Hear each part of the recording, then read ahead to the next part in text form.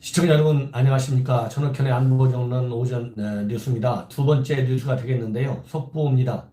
바로 안철수 전 바른미래당 대표를 지냈던 분이죠. 우리 대한민국의 새정치라고 하는 개념을 상당히 센 바람을 일으켰던 분이 바로 안철수인데, 이 안철수 전 바른미래당 대표가 현재 미국에 있습니다. 그런데 오늘 페이북에 글을 올려가지고 귀국해서 본격적으로 정계에 복귀하겠다 이렇게 선언을 했습니다.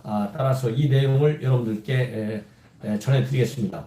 국민께서 저를 정치의 길로 불러주시고 이끌어 주셨다면 이제는 제가 국민과 함께 미래를 향해 나아가고자 한다. 이렇게 페이북 글을 시작하면서 정계 복귀를 공식적으로 선언했어요. 잘 아시다시피 이 안철수 전 바른미래당 대표는 2018년 2월 지방자치선거 때 서울시장 후보로 출마했습니다. 그래서 3위에 그쳐서 낙선하고 바로 독일 유학길에 올랐죠. 한 1년여 정도 유학을 하다가 2019년 9월에 다시 미국으로 건너가서 스탠포드대 법대의 방문 연구원으로 연구원 자격으로 체류하면서 우리 국내 정치 동향을 쭉 예의주시해 왔다 이렇게 저는 생각합니다. 그 중간중간에 여러 국내 정치가 소용돌이를 칠 때마다 이 안철수가 귀국해야 되는 거 아니냐, 또 언제 귀국할까, 이러한 관심들이 많이 있었는데요. 저서 하나만 출간 기념회를 한 다음에 일체 서울 우리 국내 정치의 큰 이슈에 관해서 말을 아껴온 분이 바로 안철수 전 바른미래당 대표입니다. 그런데 지금 이렇게 갑자기 정계 복귀를 선언하는 것은 이제 총선이 불과 석 달, 한 넉 달 반밖에 남지 않았지 않습니까? 그래서 이제 더 이상 해외에서 방관자처럼 지키고 있는 것이 본인이 가지고 있는 정치적인 입지와 정치적인 가치를 더 손상시키면 손상시켰지 득이 될 게 없다 이렇게 판단한 것 같아요. 그렇기 때문에 지금 현재 총선과 관련해 가지고 본인이 직접 출마할 가능성이 출마할 수밖에 없는 그런 상황이지 않습니까? 더군다나 안철수는 아직도 대선 후보로서의 꿈을 접지 않고 있는 것은 뭐 어느 누구나 다 아는 것이죠. 그렇기 때문에 이번 이렇게 국내가 정치적으로 민주당 대 군소 야당 이 야합이 이루어져 가지고 공수처법과 선거법을 일사천리로 강행 처리했지 않습니까? 그래서 이러한 상황에서 즉 4+1 협의체가 국내 정치를 주도하는 상황으로 지금 구조가 바뀌고 있다고 저는 봅니다. 즉 프레임의 대전환이 이루어지고 있어요.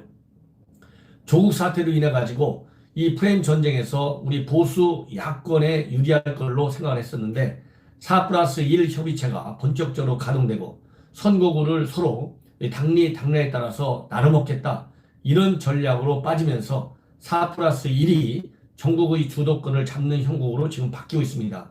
이러다 보면 지금 바른미래당의 안철수 과거 총선 때는 호남 지역에서 석권을 하다시피 했지 않습니까? 그런데 이 호남 지역도 4+1 협의체 안으로 싹 다 들어가 버린다면 안철수가 가지고 있는 호남 지분을 다 잃을 수밖에 없어요.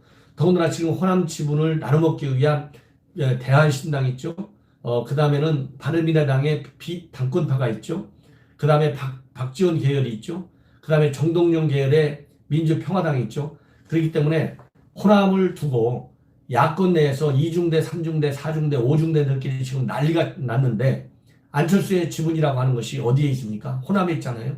이 호남마저도 완전히 지금 사실상 뺏긴 거나 마찬가지예요. 왜?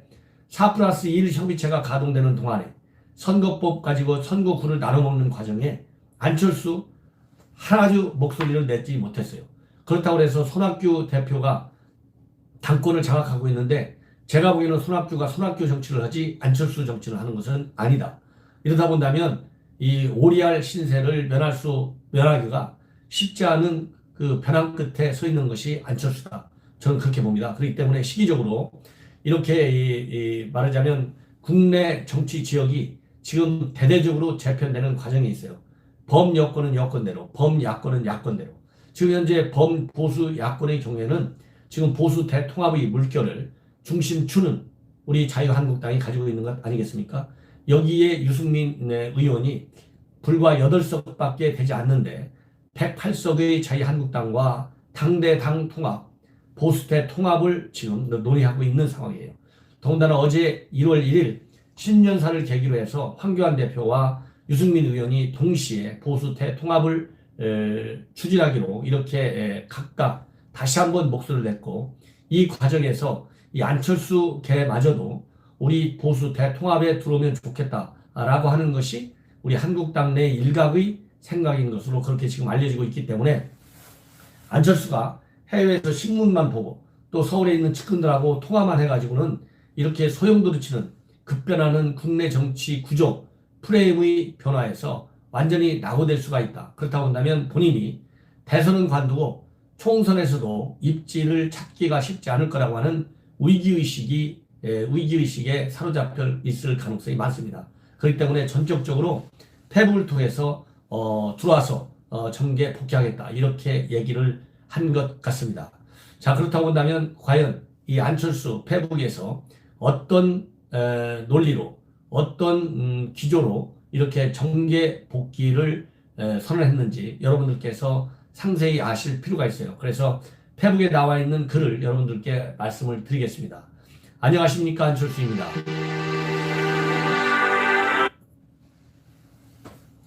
저는 지난 1년여간 해외에서 그동안 제3과 6년의 정치활동을 돌아보고 성찰하는 시간을 가졌습니다. 국민들께서 과분한 사랑과 큰 기대를 보내주셨지만 제 부족함으로 그 기대에 미치지 못했습니다. 이 자리를 빌어 진심으로 사과의 말씀을 드립니다. 이것은 제대로 반성하는 것 같아요. 그러나 정치는 국가의 미래를 위한 봉사라는 제 초심은 변치 않았음은 확실하게 말씀드릴 수 있습니다. 세계는 미래를 향해 빛의 속도로 바뀌고 있습니다. 그러나 외국에서 바라본 우리나라는 안타깝게도 과거에 머물러 있습니다. 미래에 대해 고민하지 않는 나라는 미래가 없습니다. 근데 여기에서요, 미래, 이 말 다 좋은데, 이 미래를 학자의 신분에서 꿈꾸는 세상을 미래라고 보면 어렵다. 왜냐하면 이미 정치를 하신 분 아니에요? 그렇기 때문에 현실 정치 구조 속에서 그리고 세계 이 강대국가들과의 역학관계가 어떻게 지금 변화되고 있는지, 그러한 국제정치 환경과 구조의 변화 속에서 대한민국의 미래를 봐야 된다. 이런 말씀을 제가 얘기하고 싶어요. 그리고 우리나라 정치는 8년 전 저를 불러주셨던 때보다 더 악화되고 있습니다. 이념에 찌든 기득권 정치 세력들이 사생결단하며 싸우는 동안 우리의 미래 세대들은 계속 착취당하고 볼모로 잡혀 있을 수밖에 없습니다. 이대로라면 장차 어떻게 될지 암담합니다. 여기서 제가 생각이 갑자기 나는 것은요, 과거에는 안철수가 새정치를 컨셉화했습니다. 그래서 새정치라고 하는 국민의 향수 때문에 엄청난 인기를 얻었고 대한민국 근방 내 대선을 휘어잡을 것 같은 환상과 착각에 빠지게 했던 것 같습니다. 그러나 지금 이제 정치판에 들어온 지 근 이제 10여 년이 넘는데, 이러다 보니까 이제는 미래라는 개념을 선점하려고 하는 거 아니냐. 그러니까 새정치의 안철수에서 미래라는 안철수로 본인의 말하자면 인식을 바꾸려고 하는 시도가 아닌가 이렇게 생각이 듭니다. 그리고 또 이어서 말씀드린다면 국민이 대한민국을 부강을 위해 존재하는 것이 아니라 대한민국이 국민의 행복을 위해 존재한다는 인식의 대전환을 필요합니다. 미래를 내다본 전면적인 국가혁신과 사회통합, 그리고 낡은 정치와 기득권에 대한 과감한 청산이 필요합니다. 그래야 우리는 다시 희망을 가질 수 있습니다. 이거 다 좋아요. 국가혁신, 사회통합, 낡은 정치, 기득권, 청산 다 좋습니다. 다 좋은데 여기서 제가 조금 토를 달고 싶은 것은 국민이 대한민국의 부강을 위해 존재하는 것이 아니다. 이건 위험한 말씀인 것 같습니다. 부국강병 생각나시죠? 부국강병. 국민이 국가를 위해서 해야 할 사회적, 도덕적, 국민적, 법적, 정치적 의무와 책임이 있어요. 대한민국의 부강을 국민이 안 하면 누가 합니까? 그래서 국가가 구성되려면 국민, 주권, 영토가 있어야 되잖아요. 그런데 국민이 부강을 위해서 존재하는 것이 아니다? 이건 제 수준에서는 이해가 안 갑니다. 시청자 여러분들은 어떻게 생각하십니까? 그러면 국가가 국민을 부강해 줘야 되나요? 자칫 잘못 이게 이념적 대결, 이념적 혼선과 혼란을 초래할 수 있어요. 아니 국민이 대한민국을 부강하게 하는 것이지 그렇잖아요. 그러면 노동당이 국가를 부강하게 하듯이 그럼 대한민국의 안철수 당이 국가를 부강하게 했다는 것입니까? 이거 상당한 논란거리가 될 우려가 있다. 여기에 대해서는 이게 어떤 의미인지 안철수 전 의원이 우리 국내에 귀국해서 이 국가 부강의 개념과 국민의 개념의 혼선을 막을 책임이 있다. 이런 말씀을 드리고 싶네요. 대한민국이 국민의 행복을 위해 존재한다. 맞죠? 국가가 국민을 행복하게 해야 되겠죠. 이거는 뭐 받아들일 수 있어요. 자, 정치를 다시 시작하는 것이 옳은 것이지 깊이 생각했습니다.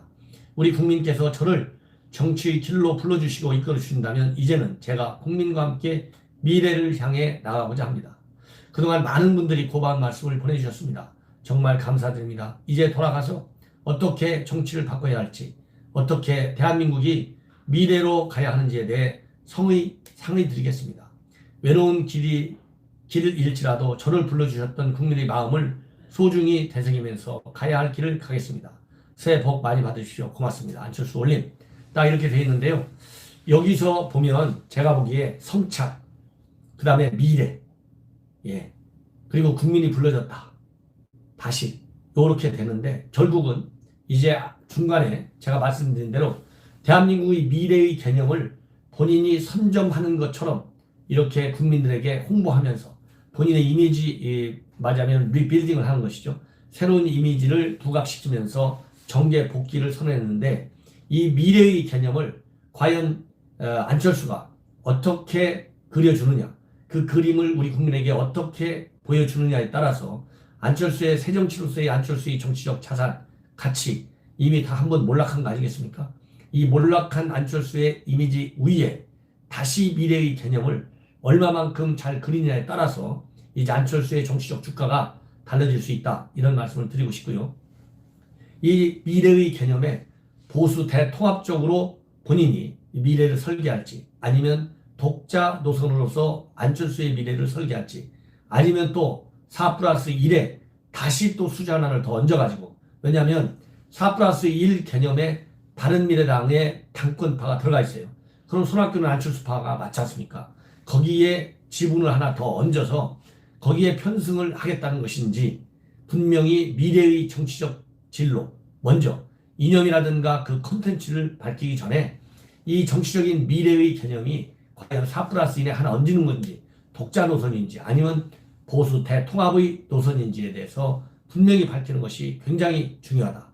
이제는 안철수의 정체성이 매우 기묘한 시기다. 저는 그렇게 말씀드릴 수 있습니다. 왜냐하면 새정치 했을 때 처음에는 굉장히 신선하고 정치에 전혀 때묻지 않은 사람이 새정치를 얘기하니까 정말 새정치가 뭔지 우리 국민이 알고 싶어 했는데 끝내 새정치의 실질적 내용은 현실화되지 못했어요. 꿈속에서 시작해서 꿈속에서 끝났다. 이렇게밖에는 평가를 못 받고 있다. 이렇게 저는 생각이 됩니다. 그래서 이 미래의 개념도 분명하게 정치 노선과 연결시켜서 우선 분명히 밝혀야 되겠다. 이런 말씀을 드리면서 일단 안철수 정계 복귀와 관한 저의 평가를 말씀을 드리겠습니다. 이상으로 제 방송을 마치겠고 시청자 여러분 전욱현의 안보정론 빨리 많은 구독자를 확보한 상태에서 우리 대한민국의 안보와 대한민국의 정치의 판을 바꾸는 데 기여할 수 있는 훌륭한 방송이 될 수 있도록 시청자 여러분들의 끊임없는 성원과 지도 편달을 당부드리겠습니다. 대단히 감사합니다.